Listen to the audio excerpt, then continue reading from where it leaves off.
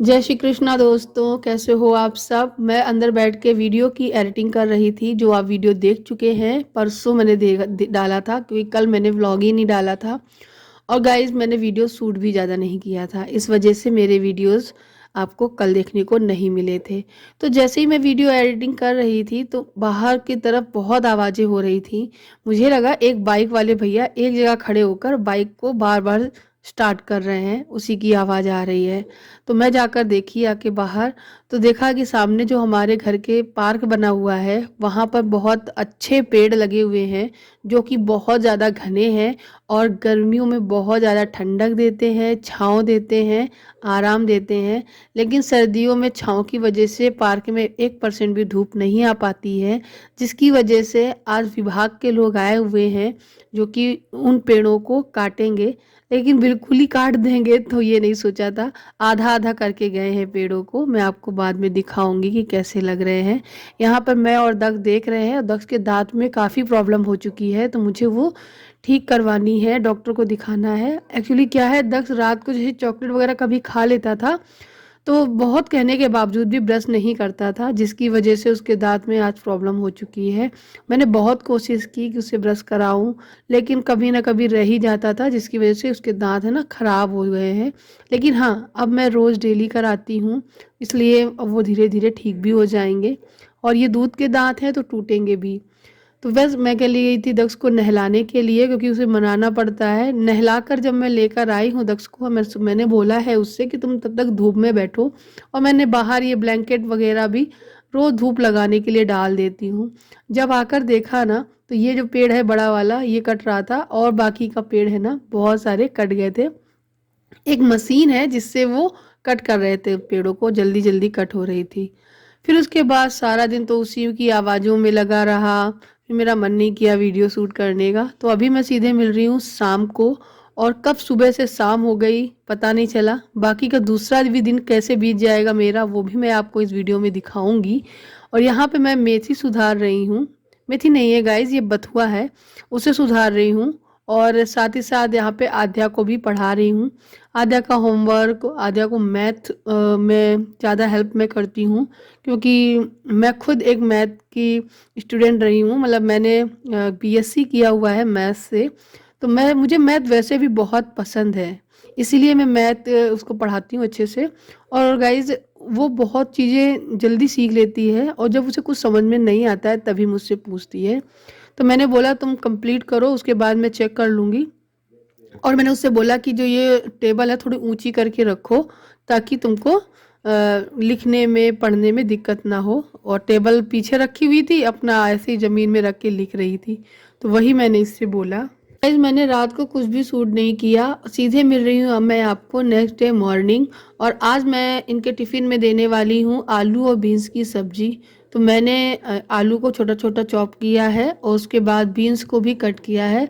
Beans को मैं पहले कैंची से कट कर लेती थी, तो मुझे आज लगा कि बहुत ज़्यादा लेट हो रहा है, इसलिए मैंने आज इनको गड्डी बाई गड्डी बनाकर चाकू से कट किया है, और बहुत अच्छे से कट भी गया है, आसानी हो गई मुझे काटने में। और बीन्स की सब्ज़ी किस किस को अच्छी लगती है मुझे बताना। ये देखिए, बीन्स इसमें ज़्यादा है, आलू कम है। बीन्स मुझे पहले नहीं अच्छी लगती थी, लेकिन हाँ अब अच्छी लगती हैं। मैंने इसको कैसे बनाया है, नॉर्मली सरसों के तेल में हींग जीरा डालकर, और बेसिक जो मसाले हैं उनको पानी में भिगोकर फिर उनको डाला है। और जब मसाले ने ऑयल छोड़ दिया है तब मैंने इसमें बीन्स डाल दी हैं, और फिर पकने के लिए छोड़ दिया है। 10 मिनट के अंदर बन के तैयार हो गई। और मेरे हस्बैंड बोल रहे थे मुझे खानी है हरी मटर नाश्ते में, तो इधर मैं हरी मटर बना रही हूँ सादा सी, क्योंकि हरी मटर बनाने के लिए हरा नमक मिर्च की ज़रूरत पड़ती है। तो सिलबट्टा तो है नहीं मेरे पास, तो मेरे पास ये जो अदरक कूटने वाला है ना, उसी में मैंने थोड़ी सी धनिया और हरी मिर्ची और नमक डाल के कूट के एकदम बारीक सा कर लिया है। और इसको मैं सीधे सरसों के तेल में हींग जीरा डालकर, और ये हरा नमक मसाला डाल के और मटर को डाल के इसको मिक्स कर लूँगी। और उसके बाद इसको थोड़ी देर ढक के पका लेंगे, तो ये हमारी मटर है वो बन के तैयार हो जाती है, और बहुत ज़्यादा अच्छी भी लगती है। फिर उसके बाद मैंने बनाए थे पराठे और टिफ़िन लगा दिया है। ये आध्या का टिफ़िन है, जो मैं आध्या के बैग में रखने आ गई हूँ, पानी की बोतल और आध्या का टिफ़िन। आध्या अब जल्दी जाती है, मतलब अपने ही टाइम पे ही जाती है, और मेरे हस्बैंड 2 मिनट 3 मिनट लेट जाते हैं क्योंकि उनको जाना होता है ट्रेनिंग में। उनकी ट्रेनिंग जो है वो 9 बजे घर से निकलते हैं और आद्या जो है 8:30 बजे आद्या घर से निकलती है। तो ये कुछ टाइमिंग है, तो मुझे आद्या के लिए अब जल्दी जल्दी करना पड़ता है। पहले हस्बैंड के लिए करना पड़ता था क्योंकि पहले हस्बैंड अभी स्कूल जा रहे थे, अभी बस ट्रेनिंग लास्ट चल रही है। लास्ट ट्रेनिंग के बाद अब फिर वो स्कूल ही ज्वाइन करेंगे फिर से। और ये ट्रेनिंग सभी टीचर्स के साथ में एक बाई एक करके लगती रहती है। मैं आद्या को छोड़ने नीचे तक जाऊंगी क्योंकि पेड़ कटे गए हैं ना, इसकी वजह से इधर उधर पेड़ पड़े हुए हैं, जिसकी वजह से वैन घर तक नहीं आ रही है, थोड़ा सा चल के जाना पड़ता है। तो नीचे ठंड लगती है मुझे उतर के जब जाएंगे। तो मैंने फटाफट से ये हुडी अपनी डाल ली है नहा धोकर तैयार होके, और मैं अब ये पहनकर तब जाऊंगी। तो मैं आद्या को छोड़ आई हूँ, मतलब छोड़ने के लिए जा ही रही थी, तो मैंने सोचा सबसे पहले आपको दिखाई दूँ कि कैसा हो गया है पार्क। आप देख सकते हो सामने जो ये बेल का पेड़ लगा हुआ है, बेलपत्री का, बस वही एक बच गया है, भगवान का पेड़ है इसलिए। बाकी के सारे अशोक के पेड़ भी मतलब सारे के सारे देखिए आधे हो गए हैं।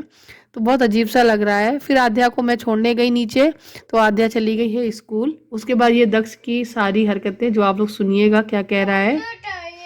रॉकेट चाहिए? लेकिन रॉकेट तो बेबी दिवाली पे आता है। हुँ? पापा ले आएंगे दिवाली पे, ठीक है? 1 ईयर, ठीक है? 1 ईयर बाद, ठीक? Happy, very good. ओ मम्मा तो डर गई।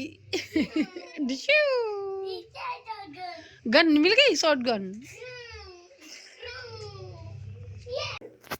तो दक्ष की भी सारी बातें सुननी पड़ती हैं, उसको समझाना पड़ता है।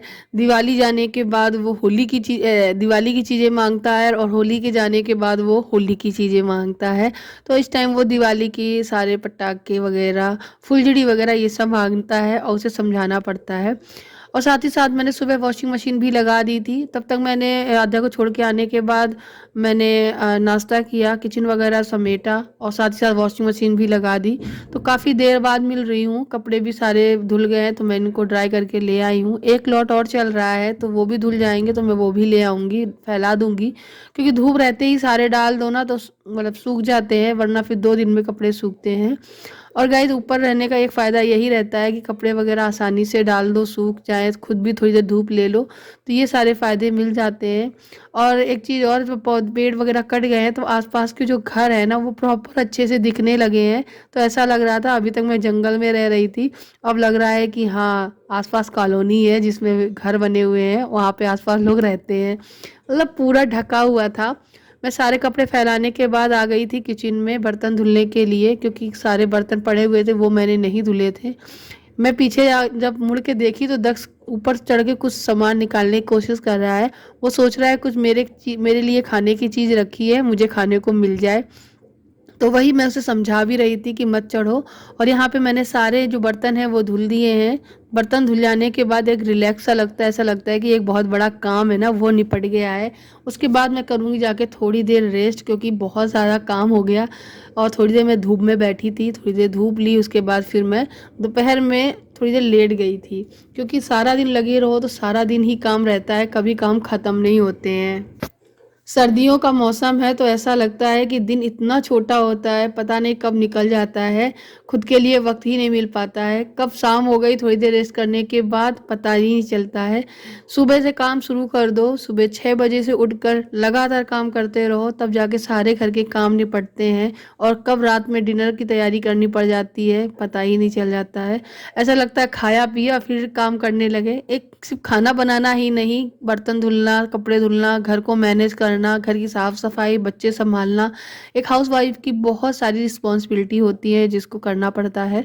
तो रात के डिनर के लिए मैं बना रही हूँ आलू और बथुआ के पराठे। मेरे हस्बैंड को खाने हैं सादे बथुआ के पराठे, मतलब आलू वाले नहीं, और मुझे खाने हैं आलू वाले बथुआ के पराठे। और बथुआ तो इतना ही था, मैंने उसी में सब कुछ मैनेज कर लिया। मैंने थोड़ा सा बथुआ आलू के मसाले में 1 चम्मच डाल दिया है, और थोड़ा सा बथुआ डालकर मैंने सॉफ्ट आटा लगा लिया है। और थोड़ा सा बथुआ डालकर मैंने टाइट आटा लगा लिया है। और गाइस थोड़ा सा 1 चम्मच बथुआ जो मिक्सी में बचा हुआ था उसमें दही डालकर मिक्स करके उसका रायता बना लिया है। तो ये जुगाड़ किया है मैंने। और एक चीज़ और, बथुआ का जो मैंने पीसा था, पहले मैंने इसे धुल के उबाला है साफ़ करके, उसमें थोड़ा सा नमक डाल दिया था और उसको फिर पीस ठंडा करके पीसा है। तो हरी मिर्ची और अदरक का टुकड़ा डाल के मैंने पीसा है।